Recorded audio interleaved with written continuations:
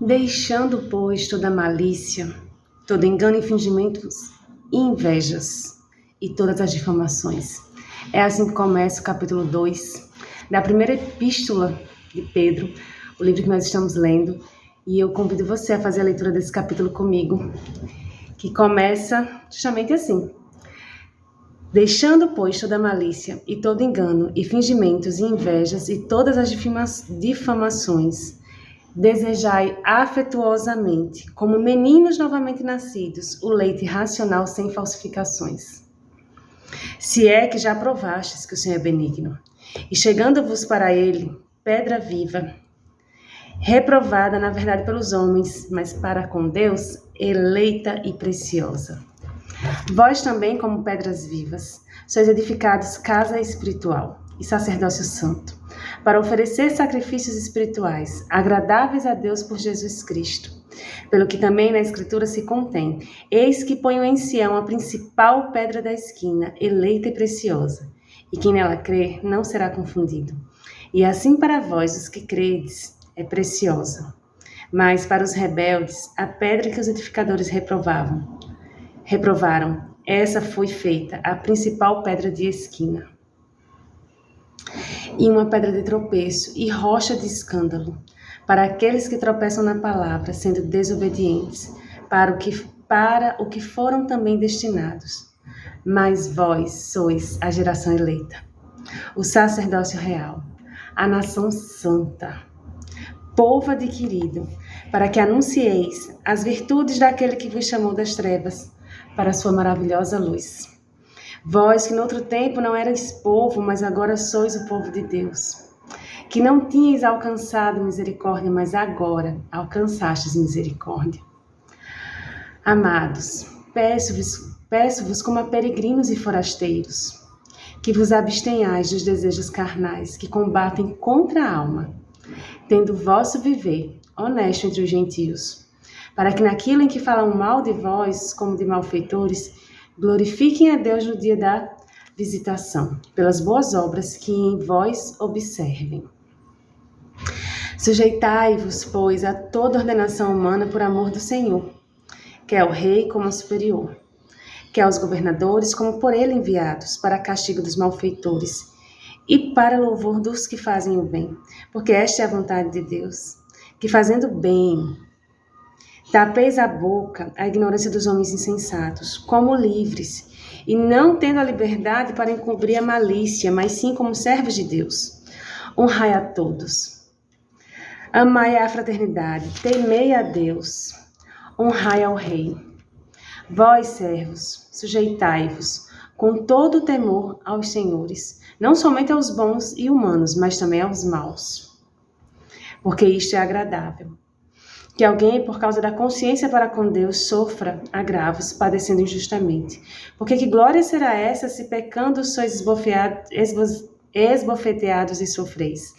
Mas se fazendo bem sois afligidos e o suportais, isso é agradável a Deus. Porque para isto sois chamados, pois também Cristo padeceu por nós, deixando-nos o exemplo para que sigais as suas pisadas, o qual não cometeu pecado, nem na sua boca se achou engano, o qual, quando injuriavam, não injuriava. Quando padecia, não ameaçava, mas se entregava àquele que julga justamente, levando ele mesmo em seu corpo os nossos pecados sobre o madeiro, para que, mortos para os pecados, pudéssemos viver para a justiça, e pelas suas feridas fostes sarados. E pelas suas feridas fostes sarados. Porque éreis como ovelhas desgarradas, mas agora tendes voltado ao pastor e bispo das vossas almas. Amém? Para mim, é muito difícil ler esse capítulo e não passar um filme, né, enquanto eu estava lendo e tentando me segurar aqui para só ler e não chorar. Porque nós antes, quem éramos nós antes? Quem era eu antes? Então, assim, embora faça muito tempo, eu cheguei na igreja em 99,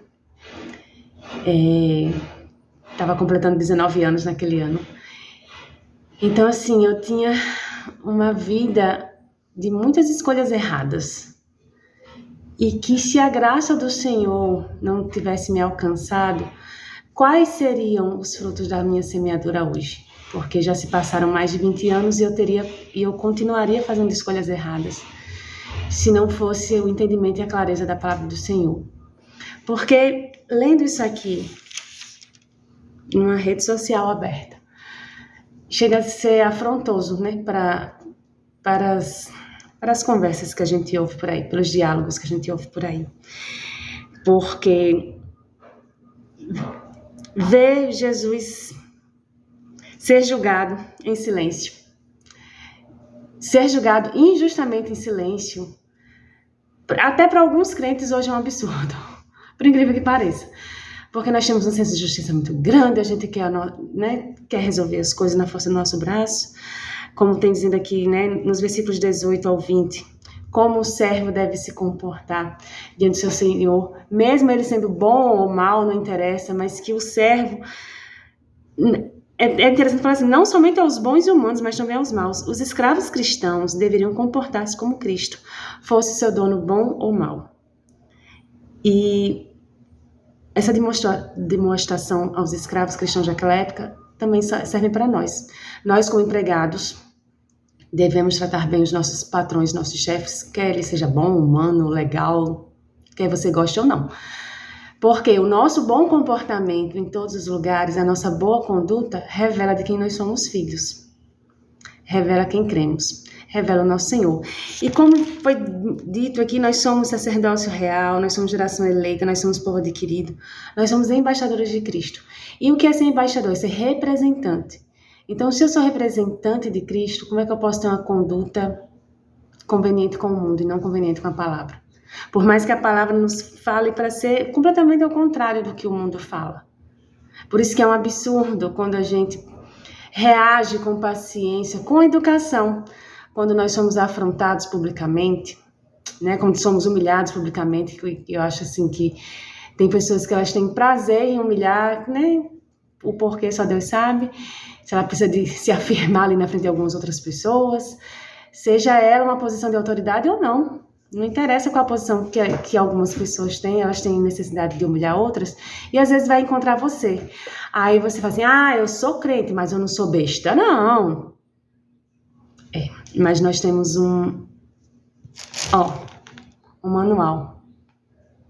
Um manual que nos conduz, que nos orienta qual é a nossa regra de conduta, qual é o nosso padrão de comportamento, a quem nós pertencemos e com quem nós parecemos.